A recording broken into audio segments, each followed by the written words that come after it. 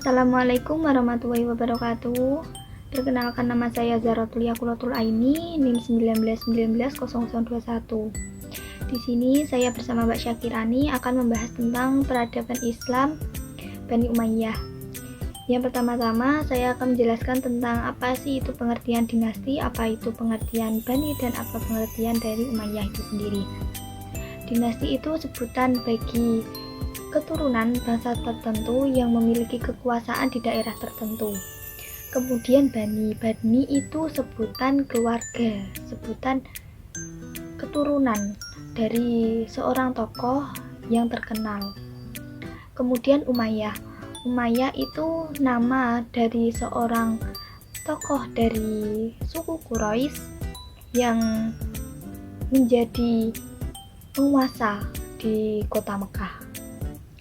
Kemudian minggu kemarin kan kita sudah membahas tentang Khulafaur Rasyidin, di mana kekhalifahan setelah sahabat Ali itu akan adanya fase transisi. Nah, pada masa fase transisi ini ada beberapa konflik. Yang pertama itu adanya perang Siffin yang kemarin dibahas oleh Mbak Nanda dan Mbak Bila. Terus kemudian sejarah dinasti Umayyah itu akan dilatar belakangi dengan lahirnya tahkim atau pengambilan keputusan dengan negosiasi bersama Ali atau melakukan perdamaian Islam di kota Maskin dekat Madam Kufah yang disebut dengan Amrul Jamaah. Kemudian terjadinya insiden meninggalnya Ali bin Abi Thalib yang dibunuh oleh Ibnu Muljah kaum Khawarij pada 17 Ramadan tahun 41 Hijriah.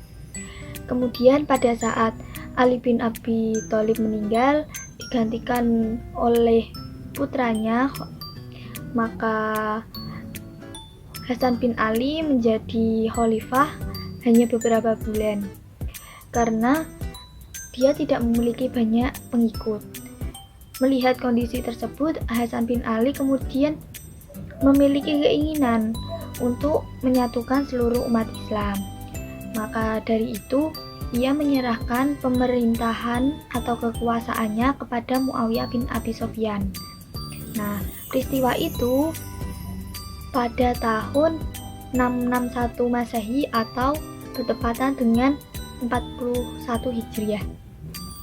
Pada masa atau peristiwa itu juga secara resmi pemerintahan Islam yang sebelumnya dipimpin oleh Hasan bin Ali jatuh kepada Muawiyah bin Abi Sufyan, seperti itu. Kemudian pada saat Muawiyah bin Abi Sufyan menjadi pemimpin, pemerintahan diganti. Yang awalnya pemerintahan khalifah menjadi pemerintahan kerajaan atau kerajaan turun-temurun. Dan pada masa kekuasaan dinasti Umayyah itu hampir 1 abad atau 90 tahun yang dipimpin oleh 14 khalifah, seperti itu. Saya akan melanjutkan dinasti Umayyah di Andalusia Spanyol. Secara garis besar, dinasti Umayyah di Andalusia Spanyol ini sekitar 7,5 abad atau dibagi menjadi 6 periode. Periode pertama yakni 711 sampai 755 Masehi. Pada saat itu pemerintahan Islam masih di bawah pemerintahan para wali yang diutus atau diangkat oleh para khalifah Umayyah yang berpusat di Damaskus. Dan pada saat itu pula masih belum ada kemajuan. Terus pada periode kedua tahun 755 sampai 912 Masehi, pemerintah umat Islam di Spanyol sudah mulai memiliki kemajuan, seperti halnya pada politik dan peradaban Islam. Seperti itu. Terus pada periode ketiga tahun 912 sampai 1013 Masehi itu pemerintahan Islam mengalami perubahan yang sangat drastis, maksudnya memiliki kemajuan yang sangat pesat. Nah, pada saat itu dapat dikatakan pula bahwa masa kemajuan dan masa keemasan itu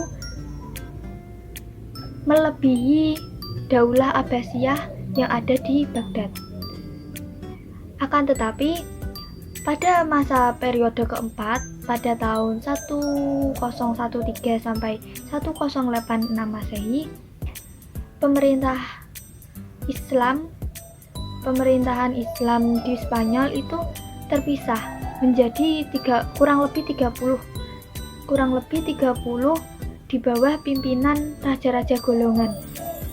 Pada saat itu emang dikatakan bahwa Islam di Spanyol mengalami pertikaian internal, seperti halnya adanya perang saudara, terus adanya pihak-pihak yang menginginkan jabatan yang lebih tinggi, padahal saudara sendiri yang menjadi penguasa, seperti itu. Terus ada satu atau dua pihak yang meminta bantuan kepada raja-raja Kristen. Nah, di saat itu pula Kristen berpikir bahwa pada saat itulah Islam lagi diombang-ambing atau lagi melemah, seperti itu. Dan pada saat itu strategi Kristen, raja-raja Kristen itu mulai menyerang Islam untuk yang pertama pada periode keempat.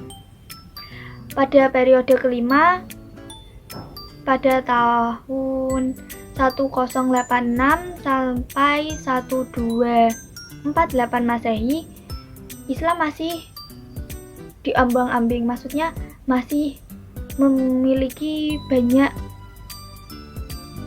cabang. Bukan cabang sih, masih tidak bersatu, masih berpisah-pisah.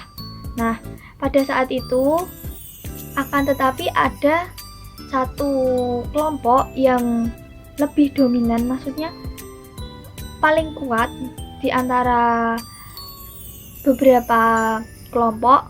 Nah, itu dibantu atau dikuatkan oleh dua dinasti, yakni dinasti Murabbitul sama dinasti Muwahhidun. Nah, dua dinasti ini seakan-akan membantu satu kelompok Islam yang pada saat itu dapat digunakan sebagai titik penerang bahwa sesungguhnya Islam itu bisa bersatu kembali, seperti itu pada periode kelima. Akan tetapi pada periode keenam Islam mulai runtuh karena pada awalnya berawal dari perebutan wilayah, terus perebutan kekuasaan, terus tidak memikirkan apa itu saudara, apa itu kerabat, seperti itu. Terus ada salah satunya yakni bersekongkol dengan kerajaan Kristen untuk mendapatkan kekuasaan. Nah, pada saat itu beberapa raja Kristen mengajak untuk mengajak untuk pemerintah Islam itu bergabung dengan dia untuk diberikan kekayaan atau kekuasaan yang dia mau, asalkan dia mau membantu untuk menghancurkan Islam, seperti itu. Nah, pada saat itu Islam sangat lemah, soalnya seseorang atau pemerintah Islam yang sudah berpisah itu kan dia seakan-akan inginnya dapat kekuasaan. Jadi gimana pun, meskipun dia akan menjadi seorang Kristen, dia harus mendapatkan kekuasaan, seperti halnya egoisnya. Yang penting dia dapat kekuasaan, dia nggak butuh Islam lagi, yang penting dia butuh kekuasaan, gitu. Pada intinya, pada saat periode kelima ini kenapa kok Islam mundur atau kenapa Islam kok mengalami keruntuhan? Soalnya pemerintah Islam itu punya dua pilihan. Yang pertama, dia itu masuk dalam Kristen untuk mendapatkan kekuasaan, atau dia tetap Islam akan tetapi dia harus pergi dari Spanyol, seperti itu. Terima kasih. Kurang lebihnya saya mohon maaf, akan dilanjut oleh teman saya, Mbak Syakirani. Terima kasih. Assalamualaikum warahmatullahi wabarakatuh. Saya Syakirani akan melanjutkan presentasi yang disampaikan oleh teman saya tadi, Alia. Baik, langsung saja masuk ke poin ketiga, yaitu tentang masa keemasan. Jadi masa kekhalifahan Bani Umayyah ini berlangsung atau hanya berusia selama 90 tahun, yaitu dimulai pada masa kekuasaannya Muawiyah bin Abi Sufyan setelah terbunuhnya Ali bin Abi Thalib. Tapi kemudian masyarakat Madinah membayar Hasan bin Ali. Tapi setelah Hasan bin Ali dibaiat, Hasan bin Ali ini malah menyerahkan jabatan kekhalifahannya ini kepada Muawiyah bin Abi Sufyan dalam rangka mendamaikan kaum muslimin yang pada masa itu sedang dilanda berbagai macam fitnah. Pada masa Muawiyah bin Abi Sufyan, perluasan wilayah yang terhenti pada masa Khalifah Utsman bin Affan dilanjutkan kembali oleh Ali bin Abi Thalib. Dimulai dengan menaklukkan Tunisia, kemudian ekspansi ke sebelah timur. Ekspansi ke sebelah timur ini kemudian dilanjutkan pada masa kekhalifahan Abdul Malik bin Marwan. Abdul Malik bin Marwan mengirim tentara untuk menyeberangi Sungai Oxus dan berhasil menaklukkan Vulkanabad, Khawarizm, Fergana, dan Samarkand. Setelah melakukan ekspansi ke sebelah timur, dilakukanlah ekspansi ke bagian barat secara besar-besaran yang dilanjutkan di zaman Al-Walid bin Abdul Malik. Pemerintahan Al-Walid ini adalah pemerintahan yang disebut dengan masa ketentraman, kemakmuran, dan ketertiban. Kenapa? Karena pada saat itu umat Islam itu merasa hidup bahagia pada masa pemerintahannya yang kurang lebih 10 tahun ini. Catat suatu ekspedisi militer dari Afrika Utara menuju wilayah barat daya benua Eropa, yaitu pada tahun 1911 Masehi. Setelah ekspansi barat, akhirnya Aljazair dan Maroko itu ditundukkan. Dari kemudian pemimpin pasukan Islam dengan pasukannya menyeberangi selat yang memisahkan antara Maroko dengan benua Eropa dan kemudian mendarat di suatu tempat yang sekarang dikenal dengan nama Jabal Tor. Kemudian di sini tentara Spanyol dapat dikalahkan. Maka dengan demikian Spanyol akhirnya menjadi sasaran baru ekspansi selanjutnya, yaitu tepatnya di ibu kota Spanyol atau Cordoba. Di situ Cordoba dapat cepat dikuasai dan akhirnya menyusul ke kota-kota baru seperti Seville, Elvira, dan Toledo yang pada saat itu dijadikan oleh Spanyol sebagai ibu kota baru setelah Cordoba dijadikan tadi.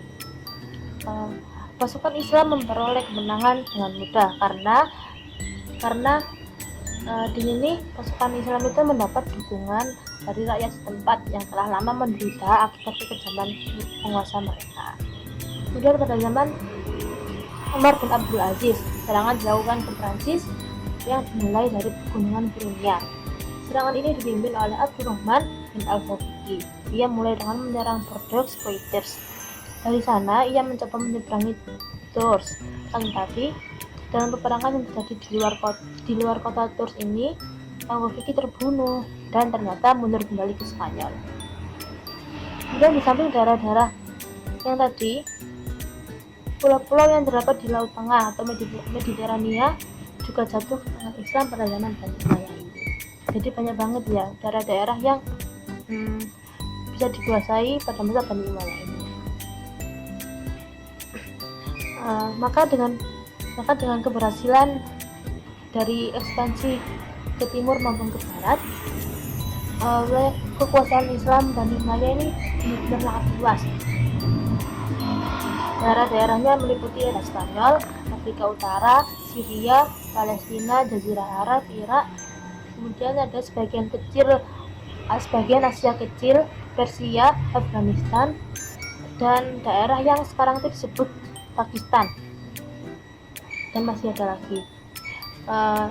Di samping ekspansi kekuasaan Islam, Bani Umayyah itu juga berjasa dalam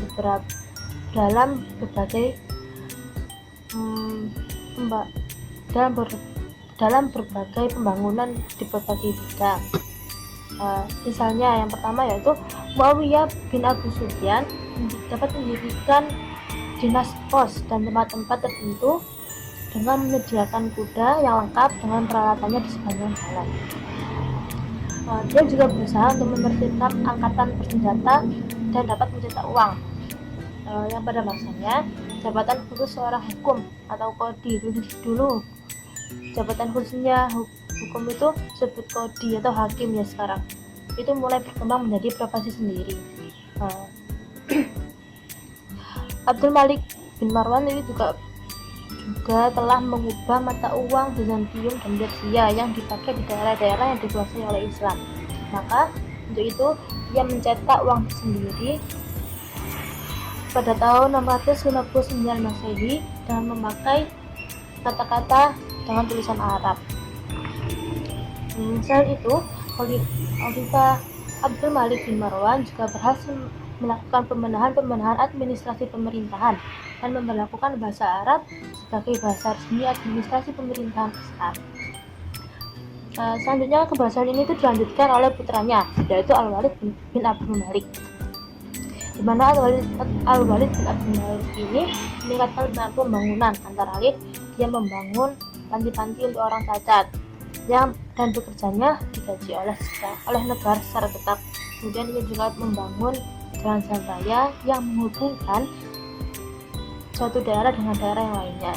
Selain itu, Al-Walid bin Abdul Malik ini juga membangun pabrik-pabrik, gedung-gedung pemerintahan, dan masjid-masjid yang megah.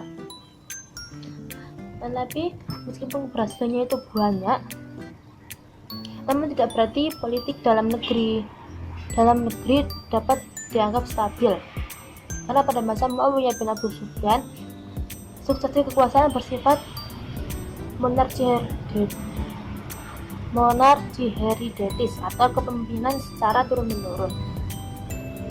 Dimana ketika beliau mewujudkan seluruh rakyatnya untuk menyatakan setia terhadap anaknya, yaitu Yazid bin Muawiyah. Muawiyah bin Abu Sufyan dipengaruhi oleh sistem monarki yang ada di Persia dan Bizantium. Istilah khalifah, tapi di sini istilah khalifah tetap digunakan. Tetapi Muawiyah bin Abu Sufyan memberikan interpretasi sendiri dari kata-kata tersebut, di mana khalifah Allah dalam pengertian penguasa yang diangkat oleh Allah. Kemudian saya akan menjelaskan tentang masa kemunduran Bani Umayyah. Jadi sepeninggal Umar bin Abdul Aziz, kekuasaan Bani Umayyah ini dilanjutkan oleh Yazid bin Abdul Malik, yaitu pada tahun 724 Hijriah atau selama 4 tahun, di mana keadaan masyarakat yang sebelumnya hidup di dalam ketentraman dan kedamaian justru pada masa ini itu menjadi masa kekacauan dengan latar belakang dan kepentingan etnis politis. Jadi masyarakat pada masa ini itu menganggap bahwasanya pemerintahan di masa ini itu lebih mengedepankan pada kemewahan dan kurang memperhatikan kehidupan rakyat. Di sini kerusuhan terus berlanjut hingga masa pemerintahan khalifah berikutnya, yaitu Hisham bin Abdul Malik. Bahkan pada masa ini muncul satu kekuatan baru di kemudian hari yang menjadi sebuah tantangan berat bagi pemerintahan Bani Umayyah. Kekuatan itu berasal dari kalangan Bani Hashim yang didukung oleh golongan Mawali. Walaupun sebenarnya Hisham bin Abdul Malik adalah seseorang khalifah yang kuat dan terampil, tetapi karena gerakan oposisi ini semakin kuat, akhirnya gerakan ini tidak bisa dikalahkan. Kemudian setelah Hisham bin Abdul Malik wafat, khalifah Bani Umayyah yang tampil buktinya bukan hanya lemah, akan tetapi juga bermoral buruk. Hal ini semakin memperkuat golongan oposisi dan akhirnya pada tahun 1950 Masehi, Daulah Bani Umayyah digulingkan oleh Bani Abbasiyah.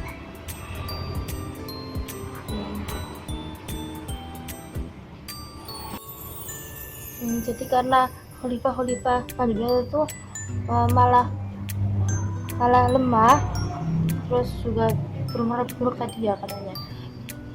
Di sini membuat golongan oposisi itu malah semakin kuat dan akhirnya pada tahun 290 Masehi Bani Umayyah digulingkan oleh Bani Abbasiyah yang merupakan bagian dari Bani Hashim itu sendiri, di mana Marwan bin Muhammad khalifah terakhir Bani Umayyah walaupun berhasil melarikan diri ke Mesir, namun kemudian berhasil ditangkap dan terbunuh di Mesir itu.